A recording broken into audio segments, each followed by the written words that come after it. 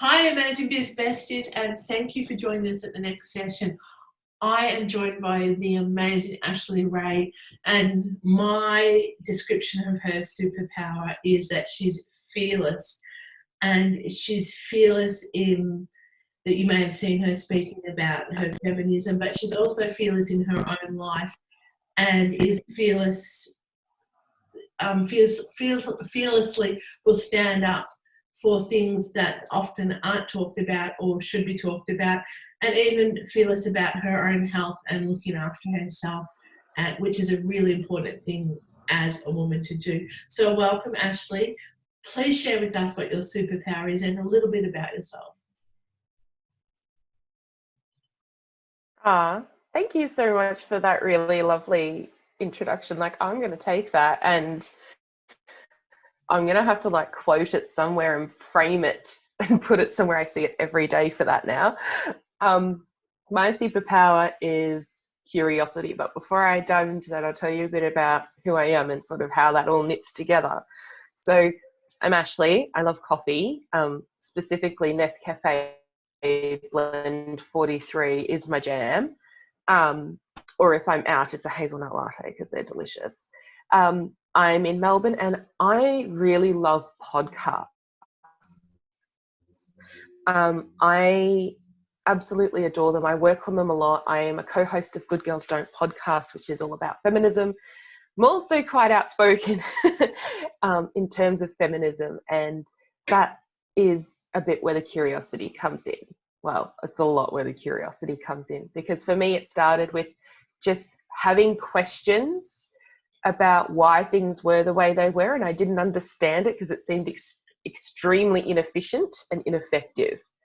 I will tag in the comments actually a story that you put about your curiosity and making feminist. One of my first questions. Yeah, positive did earlier this week because it's a really fun story to listen to. Sorry, I interrupted, but I just want everybody to go back and listen to the story because it was, oh yeah, female bum slapping and farting, which is just insane when you think of feminism. Sorry, go ahead. No, that's totally fine, because I used to have the earliest questions I always had were at school when we were being taught things, and I was like, but where are the women in this? I look around, my life growing up, I was surrounded by women, and I saw that they had to deal with their periods every month and the different gender roles, because I grew up in the 90s, so it was still very much women do this and men do that. And I just had questions because I'd go to school and we'd learn about these great men. We'd learn about Captain Cook and we would learn about Macquarie and Phillip, and I'd be like, so did they have women in the colonies? Did women exist? What about the Aboriginal women? And how did they manage things? This is before the bra was invented. How did women survive without a bra? Were they allowed out of the house? I just had all of these questions and I never had them answered. And for active-breasted women, this bra question is important. Exactly my point, yes, because I'm not a small-breasted woman either. So I had all these really big questions and they were never answered. It's only as an adult where I've been able to, thank God for Google and YouTube and podcasts in particular, where I can take that deep dive and really kind of answer those questions that I've had from when I was a kid. And it's really led me to unravel a lot of, I don't want to sound like a militant feminist, that's not my thing, but it's really led me to unravel what patriarchy is and how it shows up in my life, and also how it shows up in business. And it really makes me think that there are so many things that we don't talk about that we really need to. They're necessary for our health and well-being. If we want to progress as a society, they're absolutely necessary. We should be talking about things more openly with each other, because really the reason we don't talk about it is shame and social conditioning. I've got it, and I've just had an aha moment with growing up. So my mother and grandmother brought me up. So I was raised by strong women. And when you said in the 1990s it was still women should do this and men should do that, I wasn't raised that way. I was raised that women can do everything. So it's never actually occurred to me until you said that has happened. And it's really interesting, and we've been talking in all the other episodes about my mind and reality is different to yours. So it's quite interesting when you do listen to something with curiosity, what else you hear, isn't it? Yes, and that's what I love, is hearing other people's stories, because just because your story is different to mine doesn't mean that there aren't things that we find common ground on.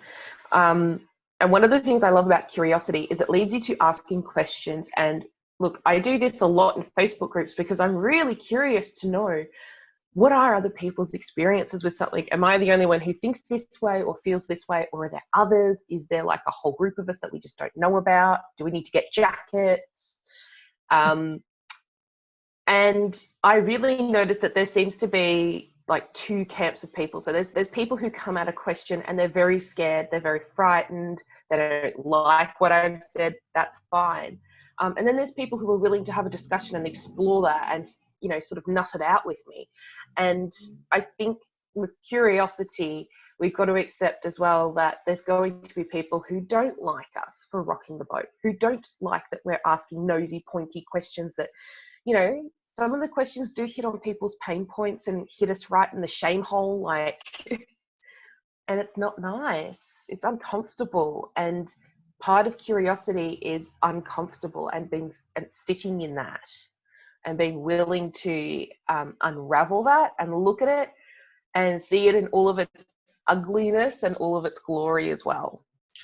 And with, you know, we know that the UN version of International Women's Day is generational equality, which is about equal pay but also equal education.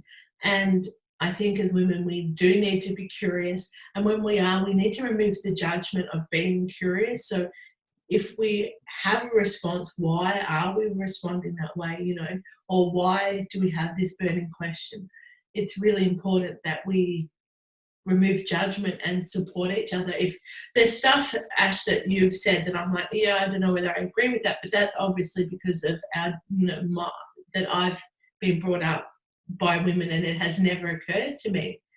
But it's about learning what we can learn, not about judging what somebody else is saying. It's like, well, what if we listen to that further, what can we take from it? Exactly. It's a lot of it is just being willing to sit down and have a conversation, whether that's in a group thread or face-to-face or over Zoom. Just because you don't agree doesn't mean you can't have an amazing discussion and really chew over an issue with someone, and you walk away with it with maybe a whole new dimension to your understanding of it. You still might not agree with it, but it may just open your mind up in a different way. You might consider a different perspective.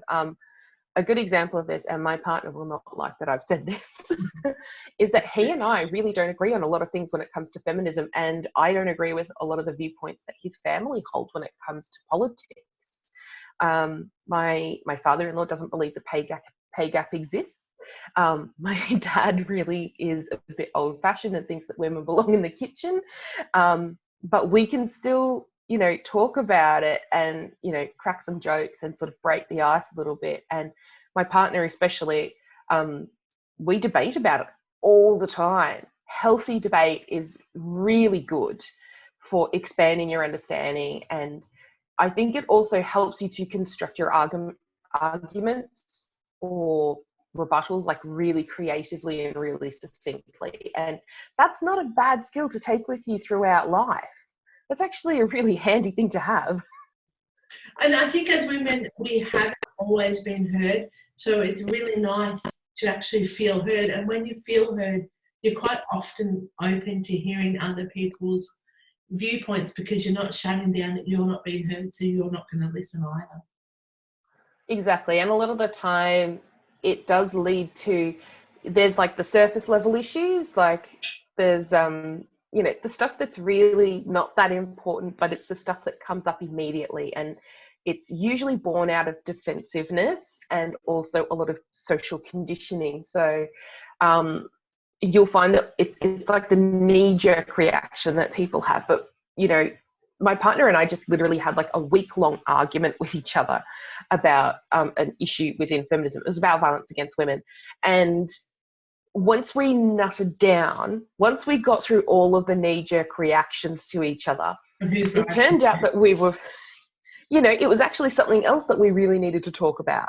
Yeah.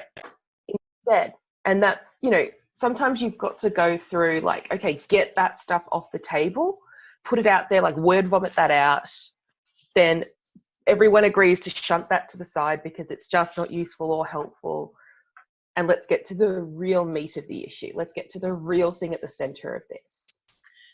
So with feminism, Ash, and your curiosity around it, how do we embody that and align it with our own beliefs, and how do we move forward without cutting down each other?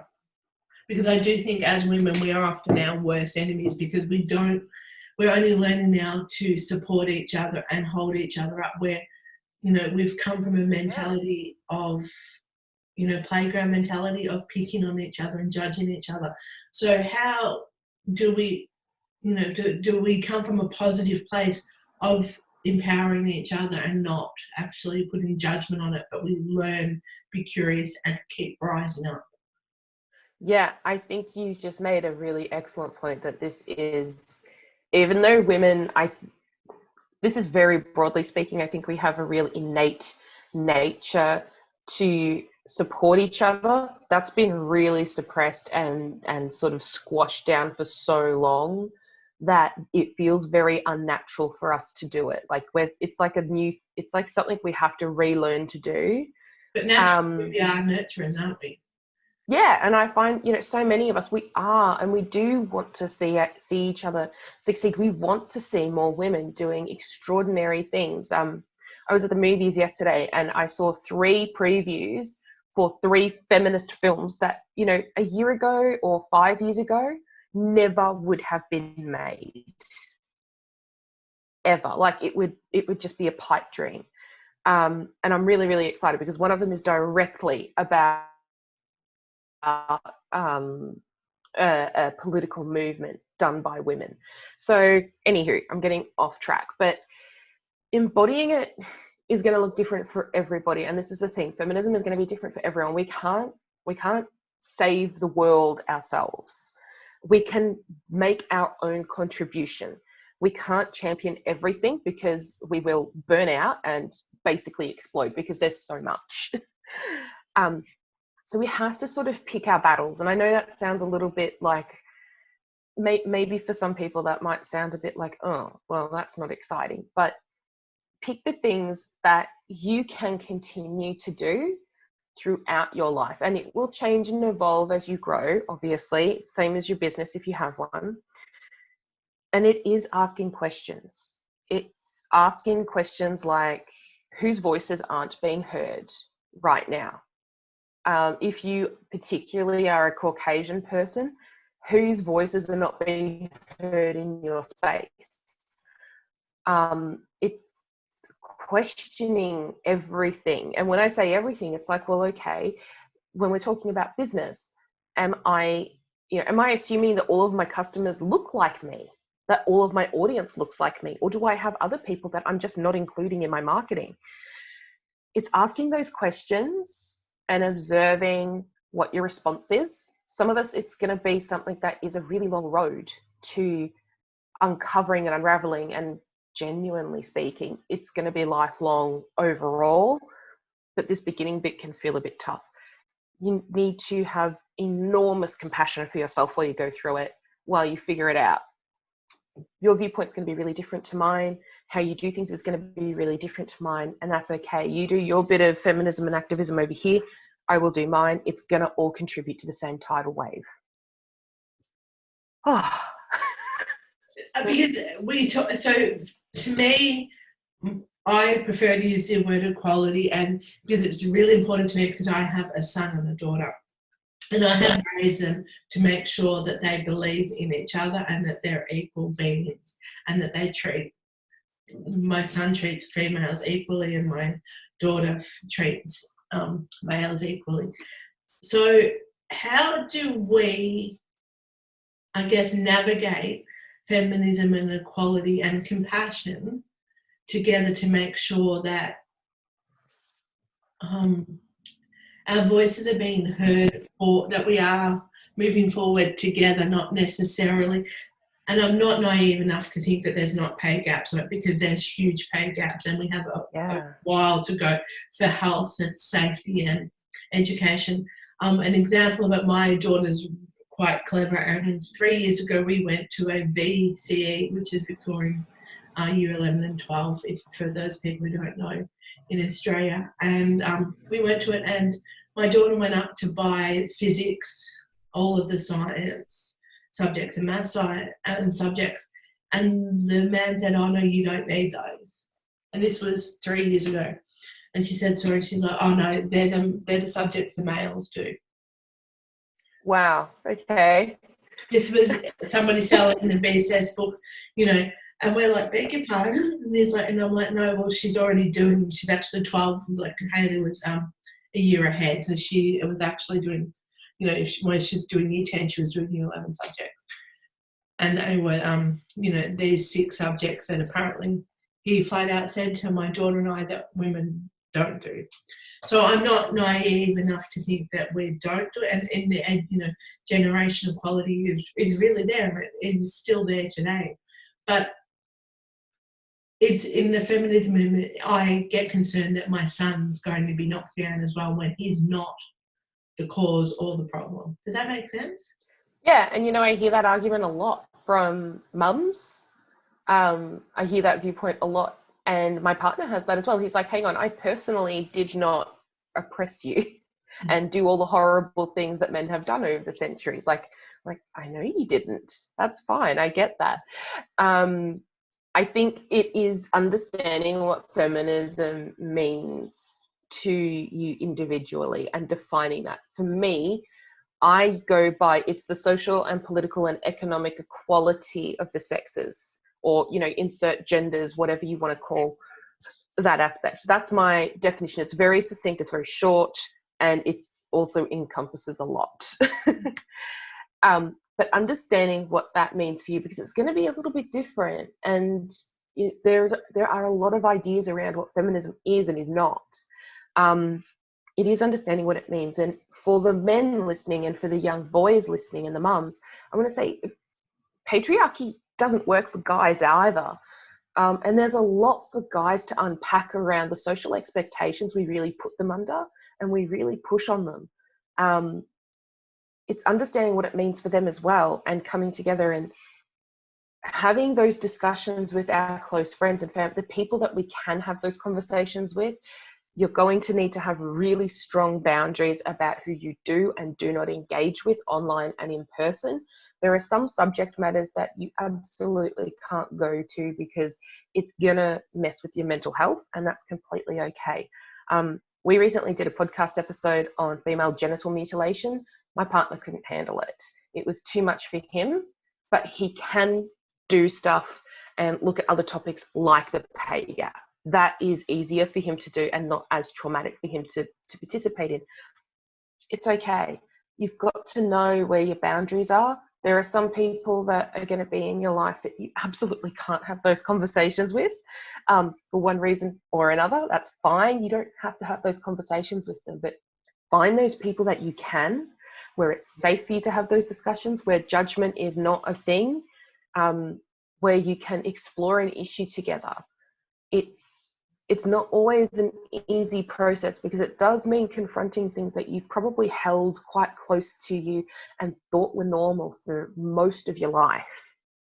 And to suddenly sort of have that rocked can feel very disconcerting and very uncomfortable. So have oodles and oodles of hardcore self-care as well. My son's got it all worked out. He is going to do his course and then let his sister provide for him, because she's going to have all the money and stuff. He's got it all worked out.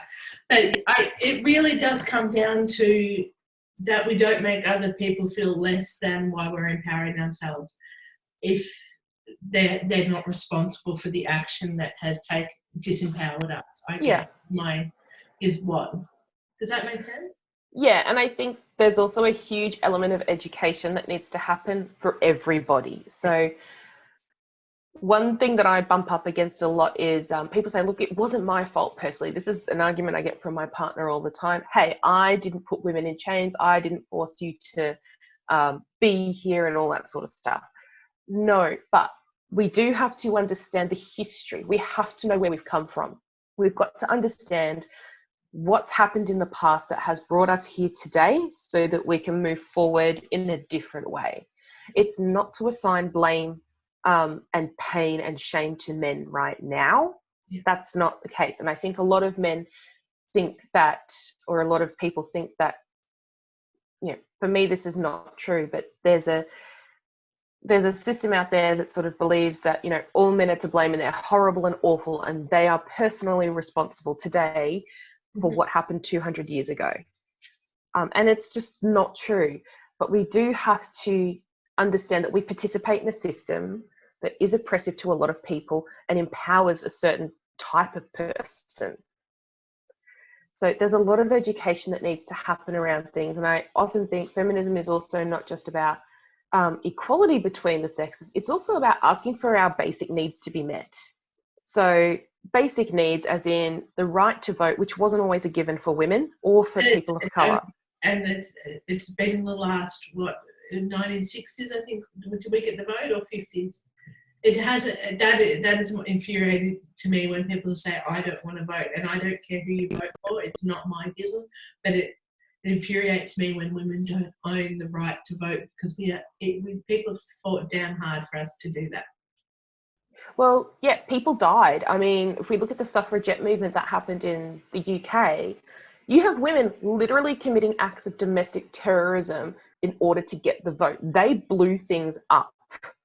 They blew up post boxes. They blew up buildings. They went to jail and were tortured for the right to vote. And even then, the right to vote was only given to women who owned property and were over a certain age. So it was only a really small population of women who were given that. Australia's actually got an amazing history of being really progressive in a lot of ways. So like we start off with people of all walks of life doing incredible things, but then we get a like sort of very patriarchal system that comes in and quite literally whitewashes everything. One of our major banks was founded by a trans woman, and I cannot for the life of me remember if it's St George or Macquarie. It's one of those two that was founded by a trans woman who also owned a bunch of brothels in Sydney. Which, because we're going to have to close up shortly because we're nearly at our time.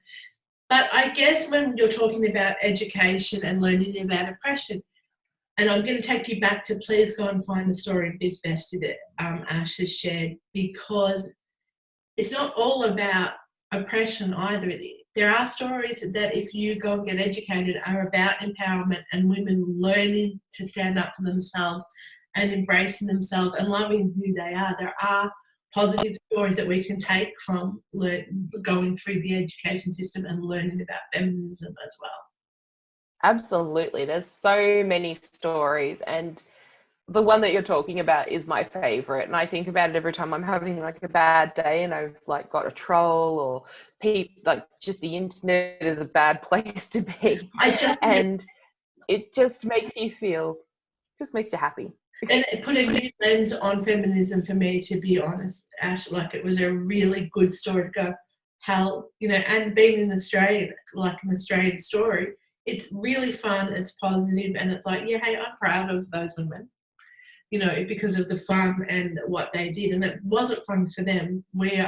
I'm grateful for that. I can appreciate it now, because it wouldn't have been fun for them at all. Actually, if people want to continue the conversation with you, where do they find you? Yeah, sure. So I'm co-host of the Good Girls Don't podcast. So you can find us on Facebook or Instagram at Good Girls Don't Pod, or you can just find my website, which is ashleighrae.com.au. I've also got another business page, which is at Evoke Media.